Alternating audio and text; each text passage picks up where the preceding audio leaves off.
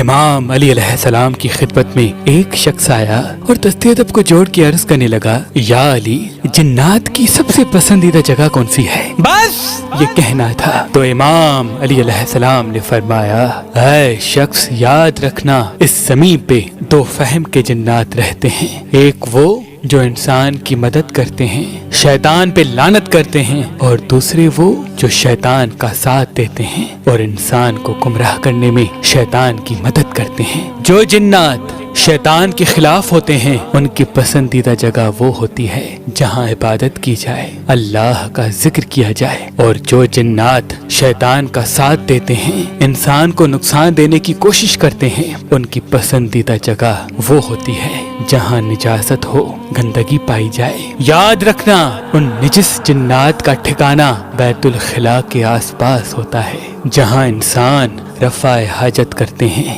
وہ شیطانی جن وہیں بستے ہیں۔ وہ شخص حیرت سے دیکھ ہی رہا تھا کہ اتنے میں آپ فرمانے لگے، اے شخص، اس زمین پہ ان قریب ایک ایسا زمانہ آئے گا جب انسان بیت الخلاء اپنے گھروں میں رکھنے لگیں گے، اور یوں ان کے گھر رزق میں تنگی کا شکار بنیں گے، ان کے گھروں میں روز نئی نئی بیماریاں جنم لیں گی، ان کے گھروں میں رشتوں میں روز نئے نئے تکرار ہوں گے، وہ آپس میں الجھتے رہیں گے، لڑتے رہیں گے، ان کے گھروں میں سے سکون ختم ہونے لگے گا، اور ان کا سب سے بڑا سبب گھر میں بیت الخلاء کا ہونا ہوگا۔ بات جب یہاں تک پہنچی تو وہ شخص تعجب سے کہنے لگا، یا علی، گھر میں بیت الخلاء؟ امام علی علیہ السلام نے فرمایا، ہاں، وہ جہاں کھانا پکائیں گے ان کے قریب ہی ان کا بیت الخلاء ہوگا، وہ جس حجرے میں اللہ کی عبادت کریں گے اسی کے ساتھ ہی ان کا بیت الخلاء ہوگا۔ وہ لوگ آرام اور سکون کو پسند کرتے کرتے